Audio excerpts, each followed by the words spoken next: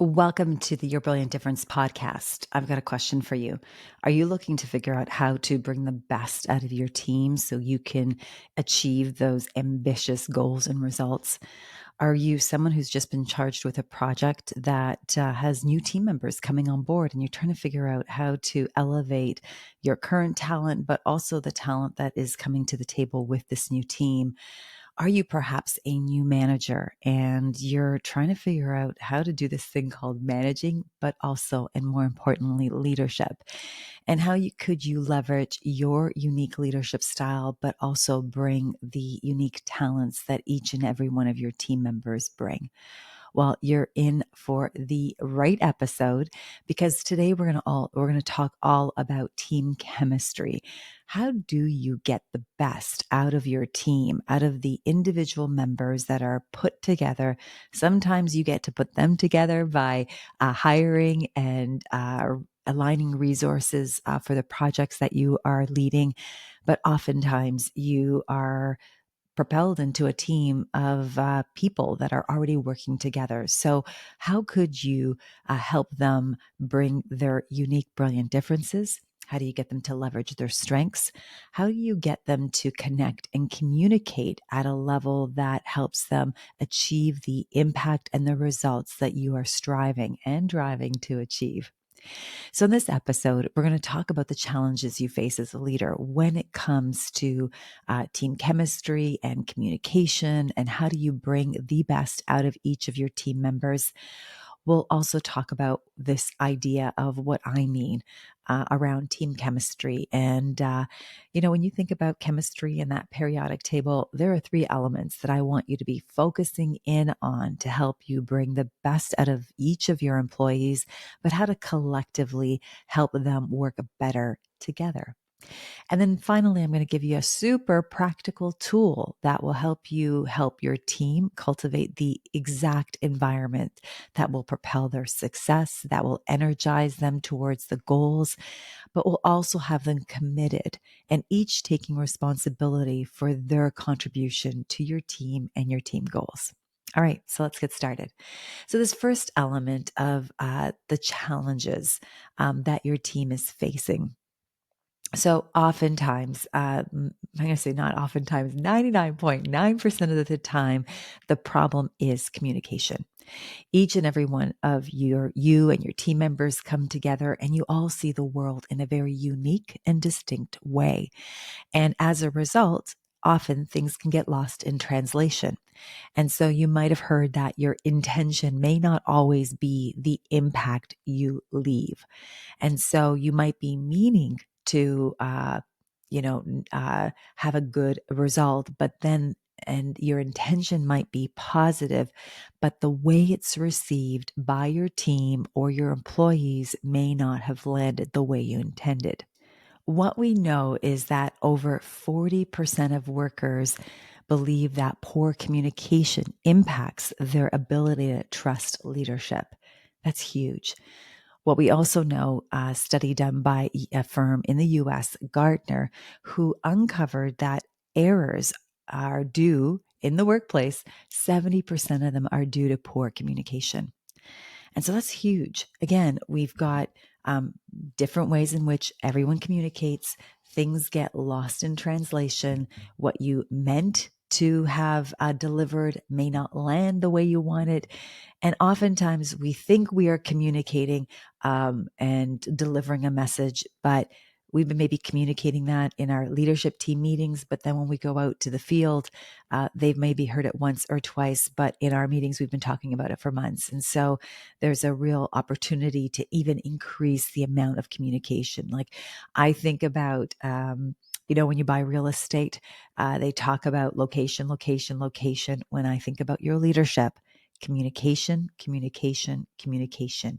You cannot not do enough of it or understate the value of it.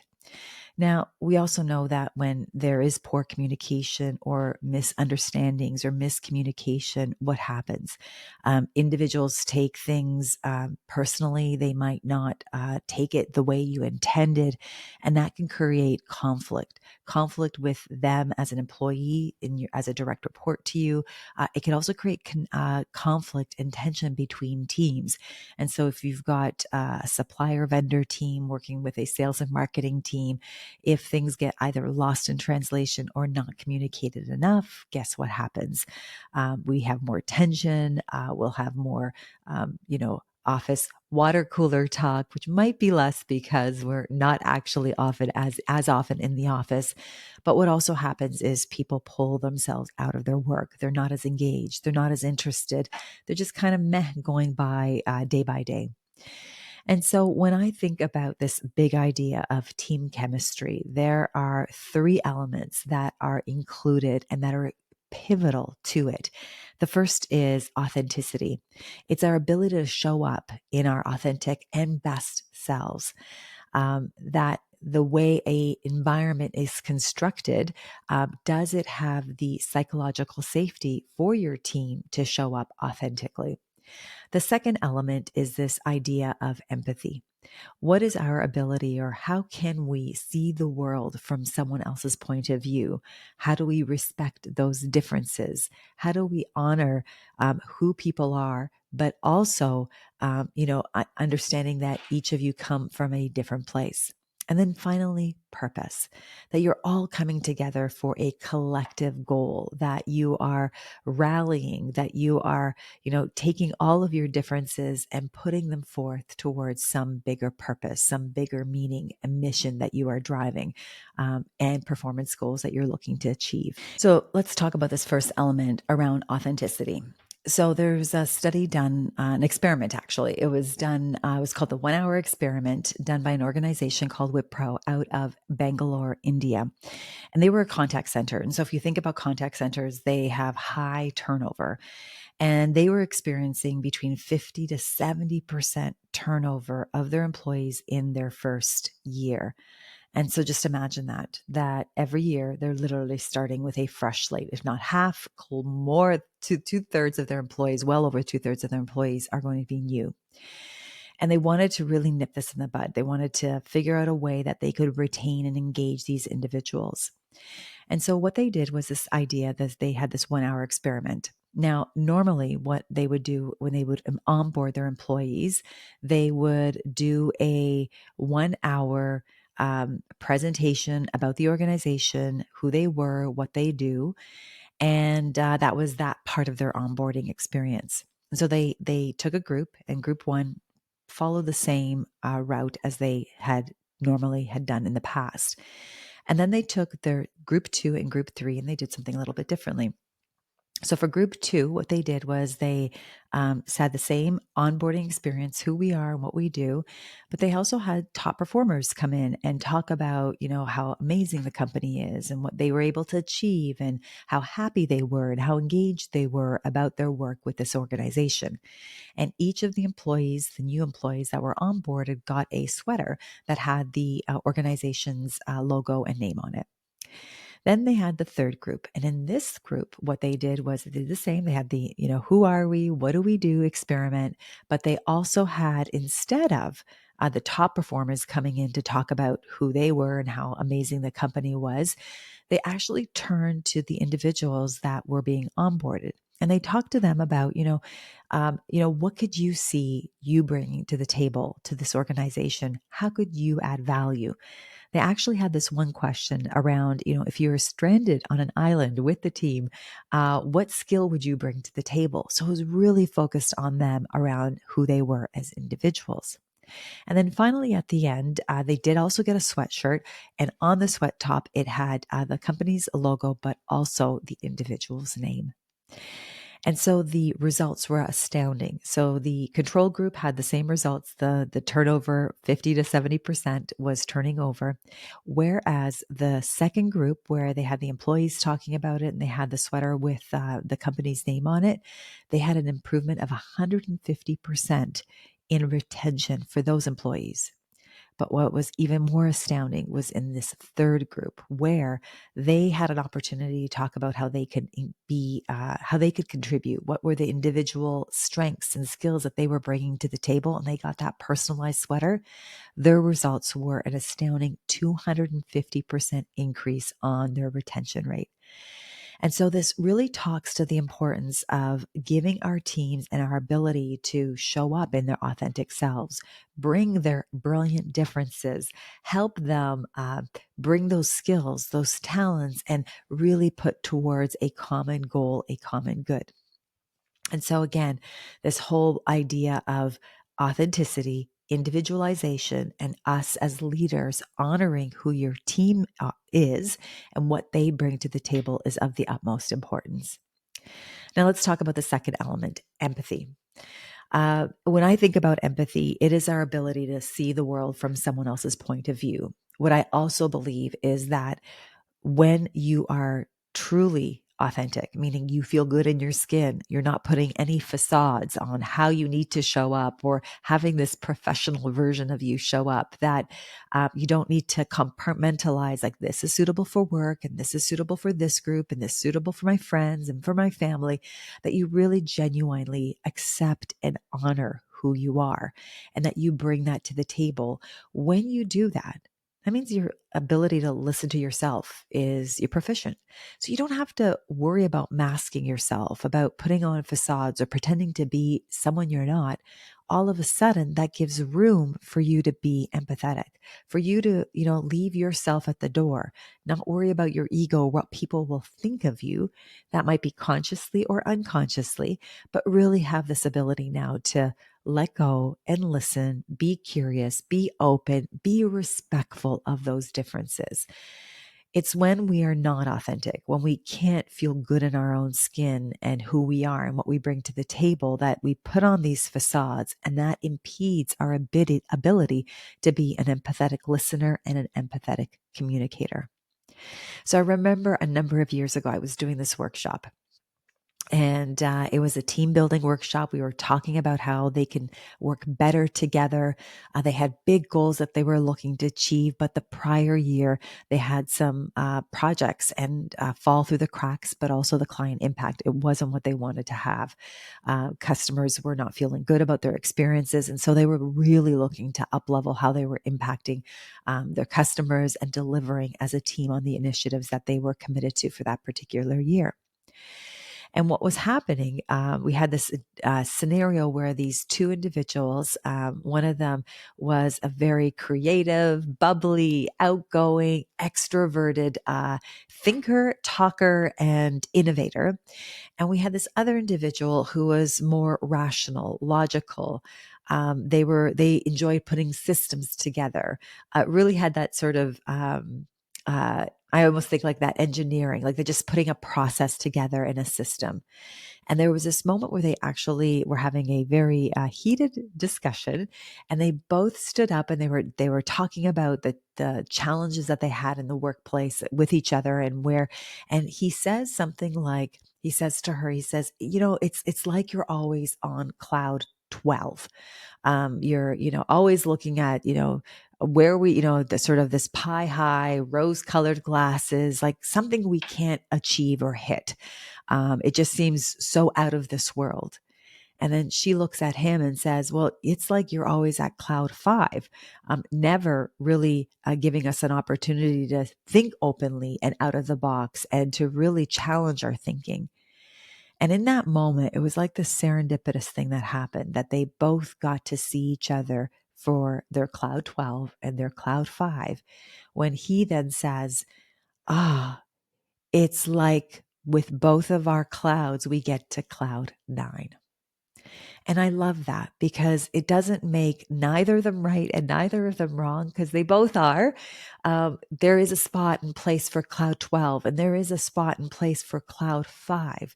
However, it is in this ability for us to see that value, see that difference that they bring to the table, but use it to collaborate, to corroborate, to figure out collectively how, cloud 9 and cloud 12 and cloud 5 can come together and make cloud 9. And that's what we do at work. That's what our job is. You might have a brilliant idea. You might have this best way forward. I know for me, I always thought I had these brilliant ideas, but they got better only when I collaborated with my team and my colleagues. It wasn't always easy because being open to letting go of how you see the world and seeing that this is the right way to see the world, it takes leadership. It definitely takes leadership and the ability to put your ideas to the side while you're looking for ways to make it better or make it different, but also being open to the fact that your idea might not be the best way forward. And how could this other individual or this other group's idea be another way of seeing the world and making that impact? So that's that second element around empathy, that our ideas, our solutions, the way we solve problems, they are better because we get to tap into how other people see the world and the way and the unique ways that they bring to the table, to the projects, to your customers, and to the value that you bring. And again, so without authenticity, it becomes really difficult to be an empathetic communicator and an empathetic listener. Somewhere, whether it's consciously or subconsciously, we're so worried about what people are going to think. If we are measuring up, we put on the performer. Motif on us, and all of a sudden, we don't have the ability to listen and see someone else's point of view. Now, the third element, when I think of team chemistry that each team needs, is this idea of purpose, that we are all striving for something collectively better together. And so you bring your unique differences. That's that authenticity piece. That's you bringing your brilliant difference as an individual. Then we go into the workplace, and with empathy, we listen, we're curious, we ask questions, we collaborate, we corroborate our ideas with our colleagues and our teams and amongst the team. And then finally, it's all for a particular purpose. There's a particular goal you have to achieve. There's a particular a group of people that you're here to impact. There's a particular shift that you're looking to make in the world or in your community that your organization is driving. And that is purpose. It gets me to think about Daniel Coyle. He wrote this really brilliant book called The Culture Code. And he talks about the three elements that are needed in order to have a flourishing and high performing culture.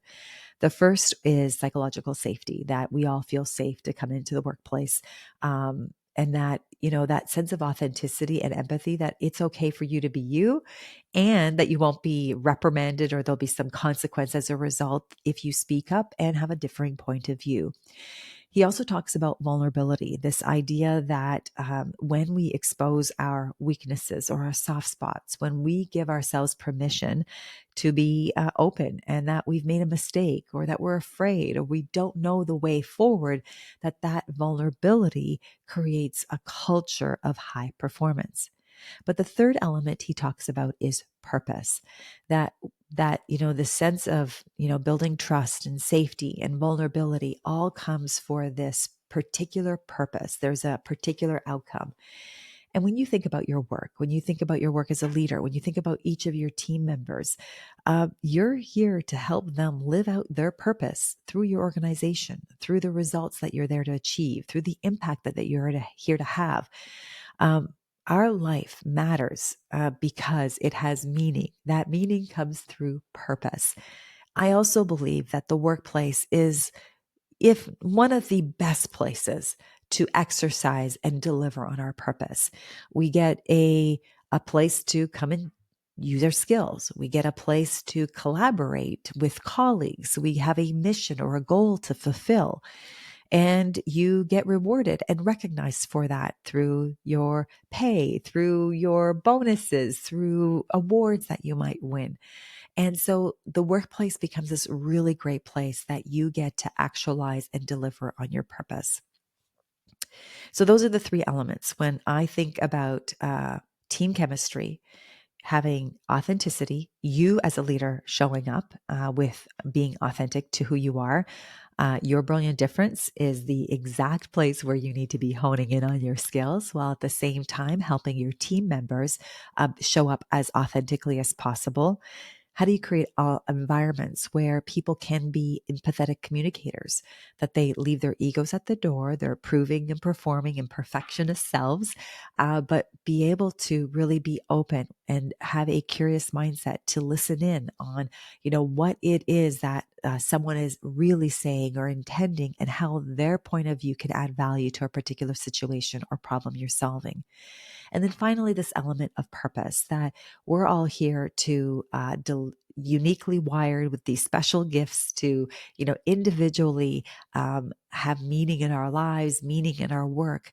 But the workplace becomes this amazing place that you get to take all of these purpose and align everyone to the vision, the values, and the purpose of your team and your organization for this broader impact that you're here to have. Now, one of the best practical tools that I get to use to help teams build team chemistry, to elevate their performance, figure out how to bring their brilliant differences together so that they can have an exponential impact on their results and to their customers and to their teams and their organization, is this whole idea of building team group agreements or alliances.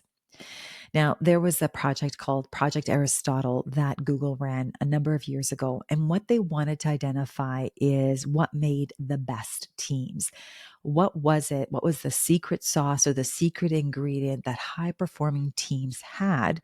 So that way they could replicate that they could have those qualities permeated throughout the entire organization. And what they learned was this. So just think about this. Often we think that bringing teams with the best skill set, the best talent, that combination of skills and talents is going to achieve optimal results. That's one way of thinking of it. Another was personality types. If they brought more extroverted and outgoing people, was that personality type going to be more successful, whether it was introverted or extroverted? Which one would be? They also looked at top performances. So they brought groups together that performed, had high performances as individuals. And you think about sports teams as well. You bring the best talent, you bring the top performers to the team, and then something goes awry. They don't seem to gel. They don't have that team chemistry. They don't get to pull it together to win a championship. And the same goes for the workplace. What they uncovered that helped them identify what the highest and best performing teams have isn't about skill. It wasn't about talent. It wasn't about the past performance. It was what they called these group norms, that the highest and best teams had these very productive, functional group norms. And the ones that didn't, every group has particular group norms. They can be highly functional or dysfunctional, but there are things that we are conscious to, like, every Friday we meet to debrief what went well through the week and give a status report on our projects.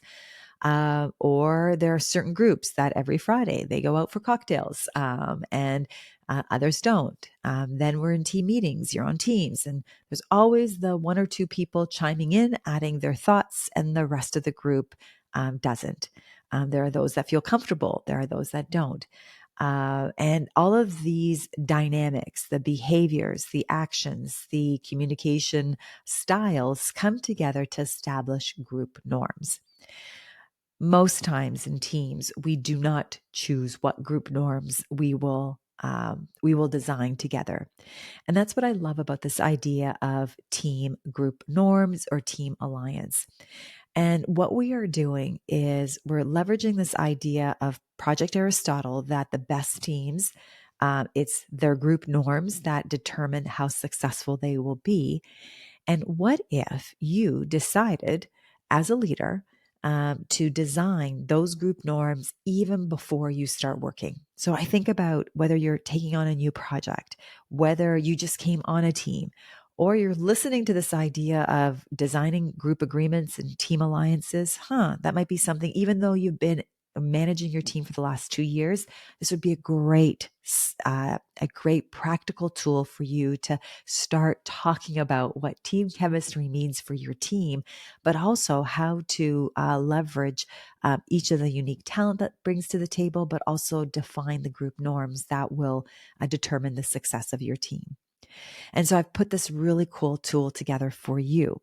If you head on over to fincainc.com/team alliance, and you can download this resource that will help you design how you want to work better together with your team, help you leverage the talent that and everyone's brilliant differences, but also design what the atmosphere that you want to create together is, and also what each person is committing to and responsible for.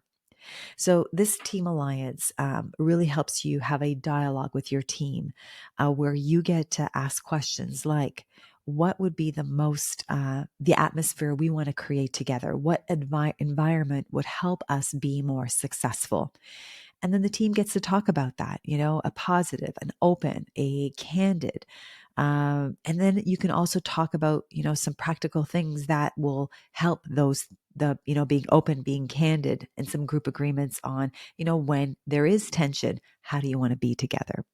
And so that's another conversation. And I think about this, such a very adult conversation to have. It's like, we know we're going to be working together. We know that there's going to be tension at some point. We also know that in order to be the best team, it's not about avoiding the tension. It's about navigating through that tension.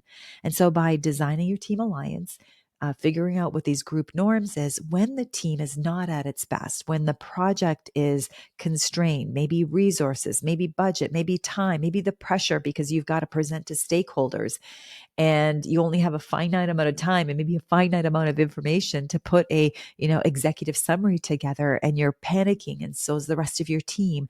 When that happens, how will you be together? How will you support each other? Now, this is not going to be that it's always going to work out seamlessly. However, it does help you have the conversation before the impediment happens, before the tension happens, how you want to behave, how you want to communicate, how you want to connect with each other. And the final piece is really identifying how everyone contributes to the goal of the team, and really identifying, their brilliant differences, but also helping them identify what they're committing to bring to the team and what they're excited about bringing to the team.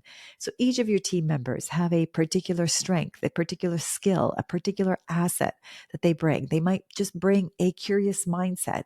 They might bring that empathetic listening. They might be the logical linear processor that helps, only after the meeting or the day after that they can come back and, reconnect with the team to talk about their insights and their ideas about moving things forward. So this whole idea is really about how do you, as a team, commit to each and every person bringing their brilliant difference, their strengths, their skills, their talents, but also claiming a personal responsibility to the team. So there you have it. So head on over to fincainc.com/team alliance to download this very practical guide to help you facilitate this conversation around establishing group norms.